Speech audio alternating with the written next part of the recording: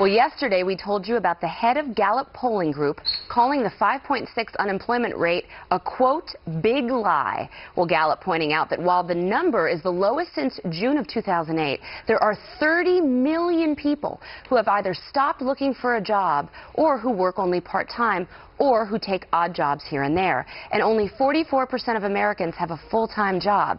Jim Clifton joined Bill Hemmer this morning and said that if he had a do-over, he would not use the term big lie, and that he should have called the unemployment number misleading instead. But he made it very clear that the jobs picture in this country is really not good, and that a big part of it is the unfriendly climate for businesses and startups, which, go figure, create jobs. America's not starting businesses anymore. It's a birth and death rate. We need about 500,000 new businesses to start while 400,000 die. 4 years ago, those lines crossed. So now we're in very dangerous waters. But those full-time unemployment jobs will never come back until free enterprise and the spirit of entrepreneurship kicks back in again. That from the head of Gallup. But none of this has stopped the White House or the mainstream media from trumpeting the idea of a massive economic recovery. When the economy grew only 2.6%, the New York Times headline read, "Economy pulls ahead." And in the story, it called the U.S. economy a, quote, island of relative strength in a world facing, quote, renewed torpor and turmoil.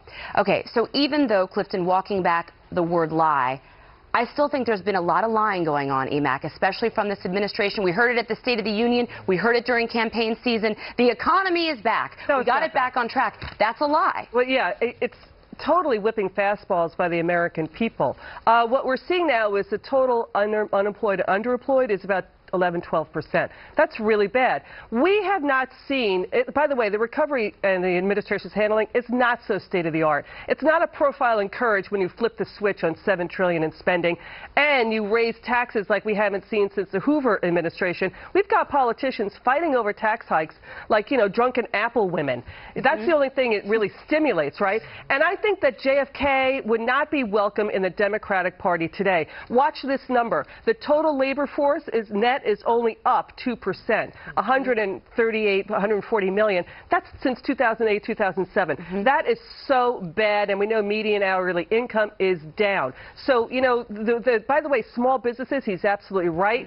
They report their income under the income tax, you know, rates. So, and those rates have gone up for them, and they are really hurting right now. Dr. Manny, I watched this interview this morning. I'm getting ready, and I kept hearing as I'm getting dressed the word from Clifton, misleading, misleading, this is misleading. All these things that they've been telling us about the economy and that jobs number, misleading. Listen, I think the American public is petrified of losing their jobs. I mean, if I look at couples that come to see me sometimes, and you see the fear. It was a time when I was growing up in America that I had choices. You know, hey, do I want to do this and maybe do it for a couple of years because I know I'm going to find a job. There's no job opportunities in America anymore. So if you're a middle-aged 50-year-old guy, you are sticking to your guns. You're not letting go.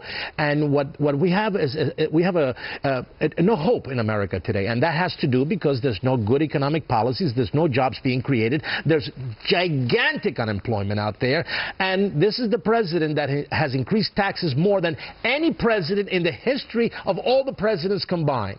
So where are we going? We have becoming a socialized state where we pay high taxes, we get subsidies from the government, but there's no growth, no opportunities, and the middle class is being destroyed. Harris, what do you think about how the media has covered this story? Because I read some of the headlines, and even in this interview, Clifton saying the media is not asking the right questions. Well, it's interesting because I think it's that social media backlash that he might be reacting to now. I think so too. Okay, and he can couch all he wants to couch, but this is interesting. For the first time in 35 years, American business deaths are now outnumbering business births.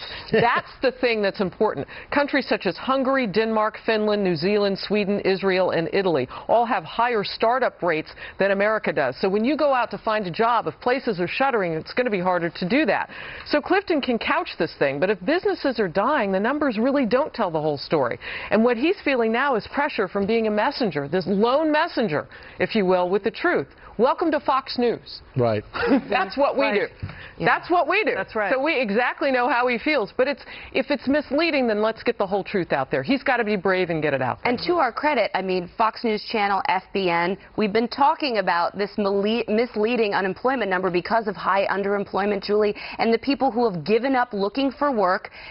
This is the real number we see right here, folks, 11.2% according to Gallup. This is the number, Julie. So how does the administration get away with saying that things are great?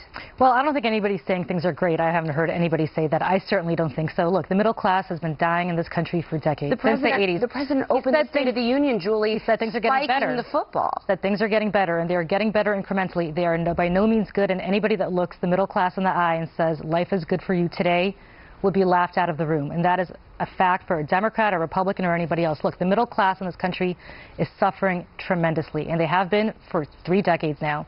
But worse under President Obama. Not at all. He's been in charge for the last 6 years. Not at all worse under President Obama. Joe Biden said it himself last week. It's not worse. He says they've been suffering the last 6 years. If you look at of course they've been suffering the last 6 years. They've been suffering the last 30 years. You can't say they've been worse. They had the worst recession. He inherited the worst recession he possibly could. So of course it's going to take time to get out of it. But I agree with you. I don't think the policies on either side of the aisle have been even remotely aggressive enough to get the middle class back to where they need to go.